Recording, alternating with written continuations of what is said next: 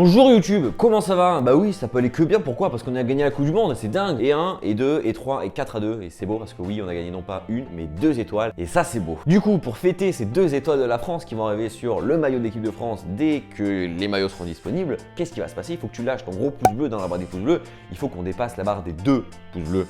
2 étoiles, 2 pouces bleus. Non, en vrai, lâchez-vous dans la barre des pouces bleus parce que et la vidéo est intéressante. Et surtout, on a gagné la Coupe du Monde, les gars. C'est oufissime. Alors, oui, l'équipe de France a gagné la Coupe du Monde. Oui, c'est beau, c'est la ferveur nationale, c'est magnifique. Par contre, il n'y a pas que l'équipe de France qui, à mon avis, a gagné la Coupe du Monde.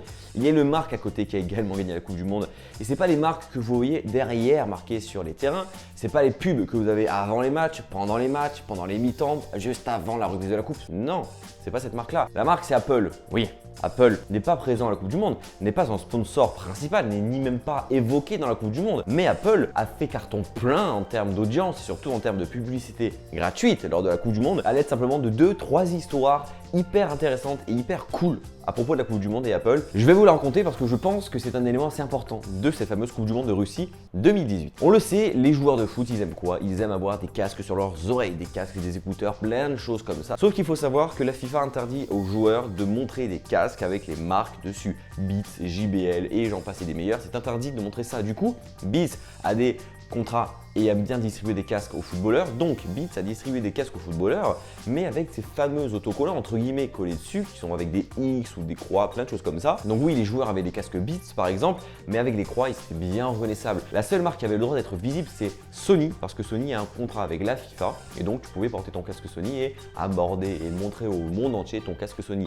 Sauf que, on va pas se le cacher, il y a très peu de monde aujourd'hui qui ont des casques Sony. Les footballeurs et beaucoup de personnes ont des casques Beats. Donc ça, c'est un premier point. Il faut savoir également surtout quoi? Que Beats, c'est Apple. Depuis son rachat en 2013, Beats appartient à Apple. Donc, dans un premier temps, oui, Apple a pour le moment réussi sa Coupe du Monde parce que Beats était omniprésent sur la Coupe du Monde. Et ça a intrigué beaucoup de personnes de se dire mais qu'est-ce que c'est que ce casque avec cette croix sur le côté?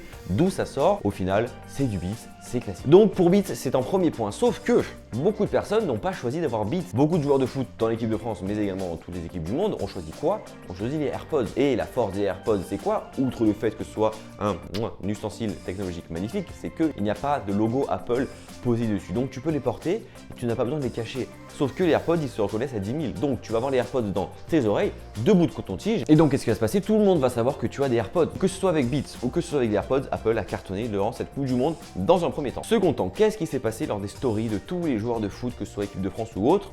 Ils ont tous montré des téléphones qui étaient dans leurs mains. Et quelle est la particularité de l'iPhone 10? C'est d'avoir une encoche bien reconnaissable de très loin, à l'inverse des téléphones de chez Honor, Huawei, OnePlus et Asus qui ont la même encoche tous. Donc là pour le coup Apple est bien reconnaissable à 10 000, donc du coup oui, encore une fois Apple, sans débourser un centime, a gagné le cœur de tous les footballeurs avec son iPhone 10. Troisième histoire, et je pense que c'est la plus importante et la plus intéressante parce que oui, cette histoire, tout le monde en a entendu parler, tout le monde l'a déjà vu. Je parle de quoi donc? Je parle de l'enceinte du défenseur de l'équipe de France, Presnel Kimpembe. Alors qu'est-ce que c'est que cette petite enceinte? C'est une enceinte qui vient de chez Beats. C'est la Beats Pill XL. Cette enceinte est sortie en 2014, sauf que il s'est passé quoi? Il s'est passé qu'en 2016, Apple a rappelé toutes ces enceintes, parce que je le répète encore une fois, Apple a racheté Beats, donc du coup c'est Apple qui gère toute la communauté, toute la communication, j'ai envie de dire, de Beats. Apple en 2016 a rappelé toutes ces enceintes, pourquoi donc? Pour problème de surchauffe. Donc ça veut dire que cette enceinte surchauffe beaucoup. Ça me fait penser à quoi donc? Ça me fait penser un peu au Galaxy Note 7, sauf que ça c'était il y a 2 ans. Maintenant on est en 2018. Qu'est-ce qui s'est passé donc pendant cette Coupe du Monde?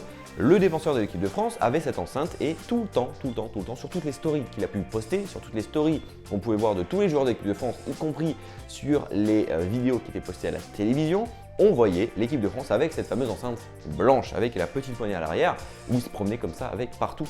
C'était un peu devenu la mascotte de cette équipe de France, un peu l'emblème et le symbole de cette équipe de France 2018. Qu'est-ce qui s'est passé? Il s'est passé que lors de la demi-finale, il paraît, attention au conditionnel, Antoine Griezmann aurait perdu cette fameuse enceinte. Sacrilège. Donc du coup ce monsieur Kimpembe a fait quoi? A fait une story sur Instagram pour dire que Griezzy avait perdu l'enceinte, tatata. C'est arrivé jusqu'aux oreilles de qui? De Beat, qui a fait un message Twitter adressé aux Bleus en leur disant ne vous inquiétez pas, c'est la demi-finale, la finale arrive le 15 juillet, vous aurez pour le 15 juillet 2 nouvelles enceintes pour pouvoir fêter la victoire tous ensemble en musique. Ces joueurs d'équipe de France ont donc reçu ces nouvelles enceintes, mais n'ont pas reçu la Beats Pill XL, mais ont reçu la Beats Pill plus. Pourquoi? Parce que la Beats Pill XL n'existe plus depuis 2016, elle n'est plus en vente, donc personne ne peut la racheter. Et Beats ne va surtout pas en fait renvoyer une enceinte qui est plus du tout dans le commerce. C'est un peu comme si un joueur de l'équipe de France ou de n'importe quelle équipe avait un Galaxy Note 7. Eh bien Samsung ne va pas leur adresser un message en disant tiens, on va te renvoyer un Galaxy Note 7, alors qu'au final ce téléphone risque d'exploser et surtout a été rappelé. Non. Moi, ce qui me choque un peu, c'est que Beats n'est pas dès le départ dit à l'équipe de France, ou que le staff de l'équipe de France n'est pas capté que cette enceinte en fait ne devait plus exister, puisque cette enceinte est hyper dangereuse. Et en fait non, ils ont laissé. Donc ça veut dire que dans le train, dans les avions, dans le bus, dans les chambres d'hôtel, cette enceinte à tout moment aurait pu surchauffer, exploser et il aurait pu y avoir un drame. Ça c'est dingue. Mais quoi qu'il en soit, ils ont reçu de nouvelles enceintes. Le coup de com' de Beats a marché encore une fois gratuitement. Et c'est dingue parce que derrière Beats c'est quoi? C'est Apple. C'est une marque qui n'a déboursé que 0 centime de com dans la Coupe du Monde, mais qui se retrouve avec un truc de malade. Je trouve cette histoire oufissime. Donc oui, on est champion du monde. Oui, la France a gagné. Oui, Apple a gagné. Et je pense que c'est surtout pour ça que Tim Cook a adressé un message aux Bleus sur Twitter pour les féliciter et féliciter la France d'avoir gagné la Coupe du Monde. Parce qu'il s'est dit, grâce à eux, on nous a fait une pub de malade, alors la moindre des choses, c'est de les remercier. Donc voilà, cette petite histoire qui relate un peu la Coupe du Monde. Comme quoi, la Coupe du Monde, il y a toujours de l'high-tech à l'intérieur. On aurait pu parler de la VAR, on aurait pu parler des stades connectés, mais non, parce que je n'étais pas en Russie. Alors pourquoi pas, dans 4 ans au Qatar, faire le déplacement sur place et tester ça. Moi, ça serait un kiff.